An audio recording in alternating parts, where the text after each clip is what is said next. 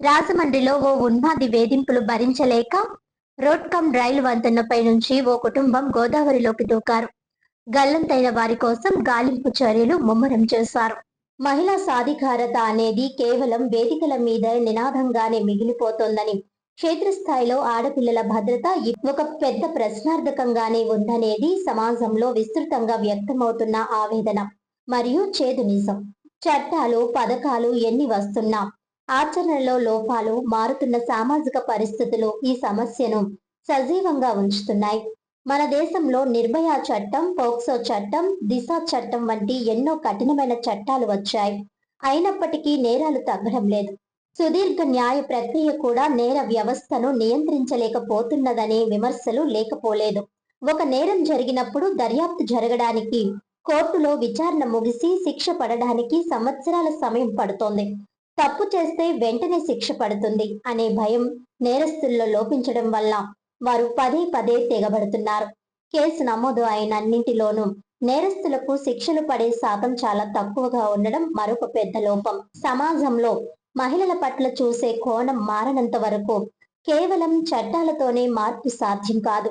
చిన్నప్పటి నుంచే ఇంట్లో మగపిల్లలకు, ఆడపిల్లలకు మధ్య తేడాలు చూపించడం, మగపిల్లలకు ఇతరులను, ముఖ్యంగా మహిళలను గౌరవించడం నేర్పించకపోవడం పెద్ద సమస్యగా మారుతోంది.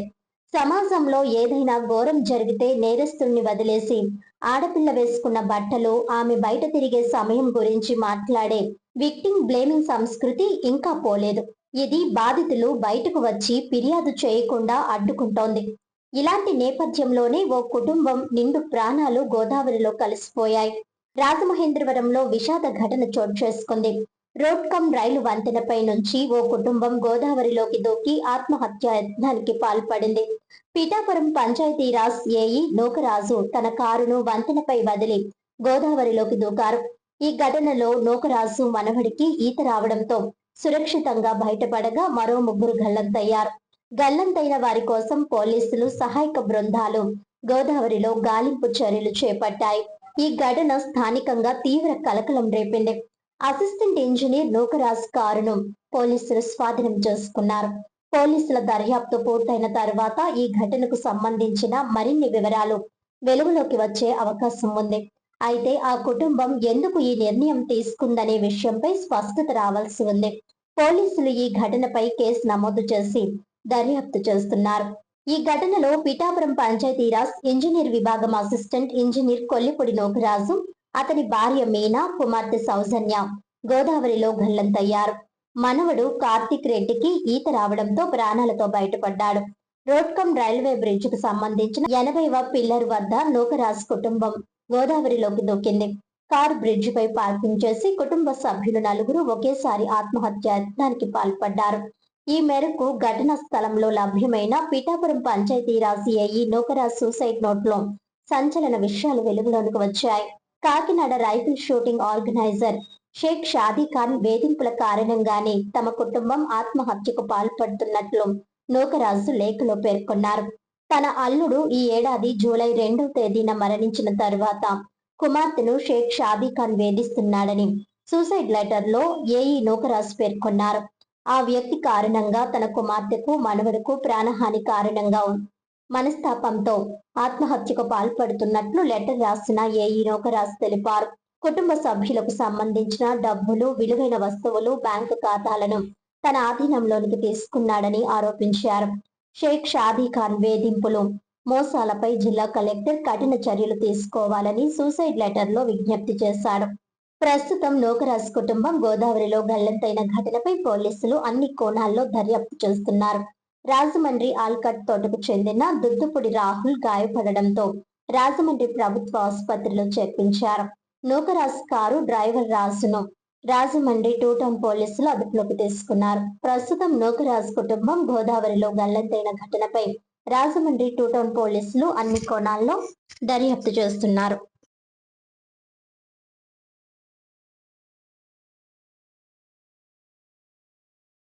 అందరికీ నమస్కారం అండి. రాత్రి సుమారు 11:40 మాకు స్టేషన్కి 112 కాల్ రావడం జరిగింది.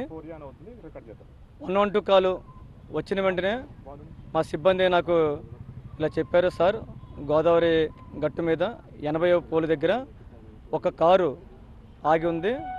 అందులో ఎవరు దూకిసినట్టుగా అనుమానంగా ఉంది. బయట చెప్పులన్నీ ఉన్నాయి సార్ నాకు చెప్పారు.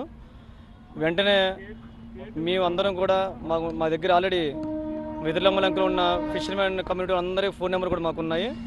వెంటనే అందరం కూడా వాళ్ళకి చేయడం జరిగింది. వెంటనే మనోడు ఇంకో ఇద్దరు రెస్పాండ్ అయ్యారు. రెస్పాండ్ వెంటనే వాళ్ళు బోట్లో నుంచి మాకు రావటం, మేము వెంటనే గోదావరి గట్టుపైకి వెళ్ళి మేము పైనుంచి వీళ్ళకి డైరెక్షన్ ఇవ్వటం, వీళ్ళు ఫోన్ టచ్లో ఉండడం. వీళ్ళు అలా మా అయిపు వచ్చేలాగా వాళ్ళకి ఒక బాబు కనిపించాడు. ఆ బాబు కార్తికేయ రెడ్డి, ఆ బాబు పేరు 10 years బాబు అతను. అదే వీళ్ళు కనిపించడం, వెంటనే వీళ్ళు బోట్లో బాబుని ఎక్కించుకుని తీసుకురావడం జరిగింది. తర్వాత మేము ఆ బాబుని అడగడం జరిగింది ఏమైందని. ఆ బాబు చెప్పడం దాని ప్రకారం వాళ్ళ తాతగారు వచ్చి, నూకరాజు గారు తాతగారు వచ్చి, అతను పంచాయతీ రాజులో ఇంజనీరింగ్ సెక్షన్లో పనిచేస్తారు. వారు ఆ ఏఈగా పనిచేస్తారు. వాళ్ళ తాతగారు అంటే వాళ్ళ అమ్మగారు ఒక నాన్నగారు. ఈ బాబు వాళ్ళ అమ్మగారు, వాళ్ళ తాతగారు, అదేవిధంగా అమ్మమ్మ గారు అందరూ కలిసి కారులో వచ్చారు. కారులో వచ్చి 8ంటికి ఆ టైంలో కొవ్వూరు బ్రిడ్జ్ దాటి వెళ్ళారు. వెళ్ళిన వెంటనే వీళ్ళతో పాటు వచ్చిన డ్రైవర్ని దిగి వెళ్ళిపోమని చెప్పారు వాళ్ళ తాతగారు. ఆ డ్రైవర్ వెళ్ళిపోయాడు.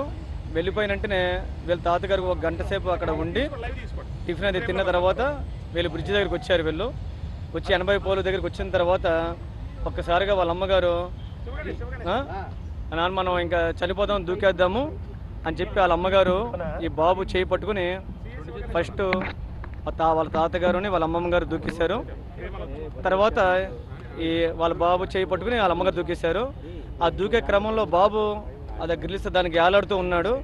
చాలాసేపు ఉండి ఇంకా ఓపిక లేక బాబు కూడా దూకేశాడు. కారణం ఎందుకు దూకారన్నది బాబు అంటే సరిగ్గా చెప్పలేకపోతున్నాడు. రాత్రంతా బాబు కొంచెం నేర్చుకోవడం వల్ల ఇంకా పూర్తి వివరాలు తెలియరాలేదు. అందుకే ఇప్పుడు వీఆర్ఓతో తీసుకునేది ఎఫ్ఐఆర్ ఒకటి వేసాము. ఫర్దర్గా దర్యాప్తులో ఏమైంది, ఎందుకు దూకారనేది కూడా త్వరలో మీకు తెలియపరుస్తామండి.